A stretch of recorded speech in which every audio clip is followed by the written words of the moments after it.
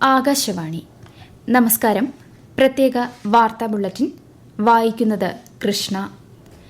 4 വികസന പദ്ധതികളുടെ കരാറിൽ ഇന്ത്യയും മാർഷൽ ദ്വീപുകളും ഒപ്പുവച്ചു. സൌഹൃദപരമായ ഉഭയകക്ഷി ബന്ധത്തിന്റെ നീണ്ട ചരിത്രമാണ് ഇന്ത്യയും മാർഷൽ ദ്വീപുകളും പങ്കിടുന്നതെന്ന് വിദേശകാര്യമന്ത്രി എസ് ജയശങ്കർ പറഞ്ഞു. സുസ്ഥിര വികസനത്തിൽ പസഫിക് ദ്വീപ് രാഷ്ട്രങ്ങളെ പിന്തുണയ്ക്കുന്നത് സ്വന്തം ഉത്തരവാദിത്തമായാണ് ഇന്ത്യ കണക്കാക്കുന്നതെന്നും അദ്ദേഹം പറഞ്ഞു. കാലാവസ്ഥാ വ്യതിയാനം, പ്രകൃതി ദുരന്തങ്ങൾ, ദാരിദ്ര്യ ലഘൂകരണം, ആരോഗ്യ സംരക്ഷണം എന്നിവ ഒരുമിച്ച് അഭിമുഖീകരിക്കേണ്ട വെല്ലുവിളികളാണെന്നും ശ്രീ എസ് ജയശങ്കർ വ്യക്തമാക്കി. സ്കിൽ ഇന്ത്യ പദ്ധതിയിലൂടെ രാജ്യത്തെ 1,46,00,000-ലധികം പേർക്ക് നൈപുണ്യ പരിശീലനം നൽകിയതായി കേന്ദ്രമന്ത്രി ജയന്ത് ചൌധരി. ലോക യുവജന നൈപുണ്യ ദിനത്തോടനുബന്ധിച്ച് ന്യൂഡൽഹിയിൽ നടന്ന ചടങ്ങിൽ സംസാരിക്കുകയായിരുന്നു അദ്ദേഹം. നൈപുണ്യ വികസന മന്ത്രാലയം രൂപീകരിച്ചതു മുതലുള്ള നേട്ടങ്ങളിൽ നിന്ന് പാഠം ഉൾക്കൊണ്ട് ആരംഭിക്കുന്ന പദ്ധതികളിലൂടെ 2047 ഇന്ത്യയെ വികസിത രാഷ്ട്രമാക്കാൻ സാധിക്കുമെന്നും കേന്ദ്രമന്ത്രി പറഞ്ഞു. സമാധാനവും വികസനവുമാണ് ഈ വർഷത്തെ ലോക യുവജന നൈപുണ്യ ദിനത്തിന്റെ പ്രമേയം. അസം, ഗുജറാത്ത്, ഉത്തർപ്രദേശ് സംസ്ഥാനങ്ങളിലെ പ്രളയക്കെടുതി കേന്ദ്ര ആഭ്യന്തരമന്ത്രി അമിത്ഷാ വിലയിരുത്തി. 3 സംസ്ഥാനങ്ങളിലെ മുഖ്യമന്ത്രിമാരുമായി അദ്ദേഹം സംവദിച്ചു. പ്രളയക്കെടുതികൾ നേരിടുന്നതിന് കേന്ദ്ര സർക്കാർ എല്ലാ പിന്തുണയും നൽകുമെന്ന് ശ്രീ അമിത്ഷാ ഉറപ്പു നൽകി. ഇന്ത്യൻ കൌൺസിൽ ഓഫ് അഗ്രികൾച്ചറൽ റിസർച്ചിന്റെ സ്ഥാപക ദിനാഘോഷത്തിന്റെ ഉദ്ഘാടനം കേന്ദ്രമന്ത്രി ശിവരാജ് സിംഗ് ചൌഹാൻ നാളെ ന്യൂഡൽഹിയിൽ നിർവഹിക്കും. കേന്ദ്രമന്ത്രിമാരായ ഭഗീരഥ് ചൌധരിയും രാംനാഥ് ഠാക്കൂറും പങ്കെടുക്കും. 2 ദിവസം നീളുന്ന പരിപാടിയുടെ ആദ്യ ദിനം കൃഷിയെക്കുറിച്ചും അനുബന്ധ സാങ്കേതിക വിദ്യകളെക്കുറിച്ചും മനസ്സിലാക്കുന്നതിന് സ്കൂൾ വിദ്യാർത്ഥികൾക്ക് അവസരമൊരുക്കും. സംസ്ഥാനത്തിന്റെ ധനകാര്യ മേഖലയുമായി ബന്ധപ്പെട്ട പ്രശ്നങ്ങളിൽ സംയുക്തമായി നിവേദനം നൽകാൻ കേരളത്തിൽ നിന്നുള്ള എംപിമാരുടെ യോഗം തീരുമാനിച്ചു. പാർലമെന്റ് വർഷകാല സമ്മേളനത്തിന് മുന്നോടിയായി മുഖ്യമന്ത്രിയുടെ അധ്യക്ഷതയിൽ തിരുവനന്തപുരത്തായിരുന്നു യോഗം. സംസ്ഥാനത്തിന്റെ താൽപര്യം സംരക്ഷിക്കുന്നതിനാവശ്യമായ ഇടപെടൽ കക്ഷി രാഷ്ട്രീയത്തിനതീതമായി സ്വീകരിക്കുമെന്ന് എംപിമാർ മുഖ്യമന്ത്രിയെ അറിയിച്ചു. തിരുവനന്തപുരം ആമയിഴഞ്ചാൻ തോട് അപകടത്തിൽ അമിക്കസ് ക്യൂറിയെ നിയോഗിച്ച ഹൈക്കോടതി. അപകടസ്ഥലം സന്ദർശിച്ച് വിശദമായ റിപ്പോർട്ട് സമർപ്പിക്കാനും കോടതി നിർദ്ദേശം നൽകി.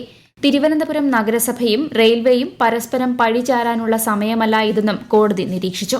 പ്ലാസ്റ്റിക് മാലിന്യങ്ങൾ അഴുക്കുചാലിലേക്ക് വലിച്ചെറിയുന്നത് തടയാൻ അടിയന്തരമായി നടപടി സ്വീകരിക്കണമെന്ന് നഗരസഭയ്ക്ക് നിർദ്ദേശം നൽകിയ കോടതി റെയിൽവേയുടെ സ്ഥലത്തുള്ള മാലിന്യങ്ങൾ റെയിൽവേ തന്നെ നീക്കം ചെയ്യണമെന്നും നിർദ്ദേശിച്ചു.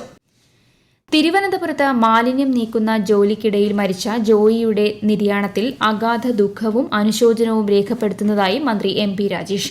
ജോയിയെ കണ്ടെത്താനായി നടത്തിയ രക്ഷാപ്രവർത്തനം മാതൃകാപരമാണെന്നും അതിൽ പ്രത്യേകം നന്ദി രേഖപ്പെടുത്തുന്നതായും മന്ത്രി പറഞ്ഞു.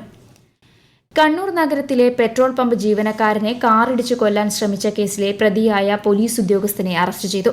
Kannur DHQ mess driver K Santhosh കുമാറിനെയാണ് പോലീസ് അറസ്റ്റ് ചെയ്തത്. കാറിൽ ഫുൾ ടാങ്ക് പെട്രോൾ അടിച്ചതിനു ശേഷം മുഴുവൻ തുകയും നൽകാതെ പോകാൻ ശ്രമിച്ച ഇയാളെ പെട്രോൾ പമ്പ് ജീവനക്കാരൻ തടഞ്ഞപ്പോൾ കാറിടിച്ച് കൊല്ലാൻ ശ്രമിച്ചതായാണ് കേസ്. ബംഗാൾ ഉൾക്കടലിൽ ന്യൂനമർദ്ദം രൂപപ്പെട്ട സാഹചര്യത്തിൽ സംസ്ഥാനത്ത് വ്യാപക മഴ തുടരുമെന്ന് കേന്ദ്ര കാലാവസ്ഥാ വകുപ്പ്.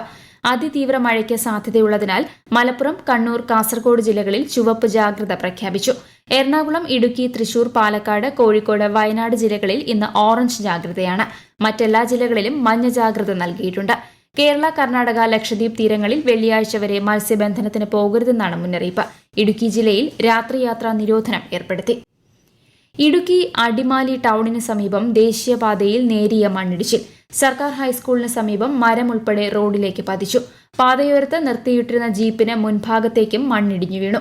അടിമാലിയിൽ കോയിക്കക്കൊടി ജംഗ്ഷന് സമീപം പപ്പട നിർമ്മാണ യൂണിറ്റിനുള്ളിലേക്ക് കെട്ടിടത്തിന്റെ പിറകിലെ മൺതീട്ട ഇടിഞ്ഞു വീണു. യൂണിറ്റിലെ യന്ത്ര സാമഗ്രികൾക്ക് കേടുപാടുകൾ സംഭവിച്ചു.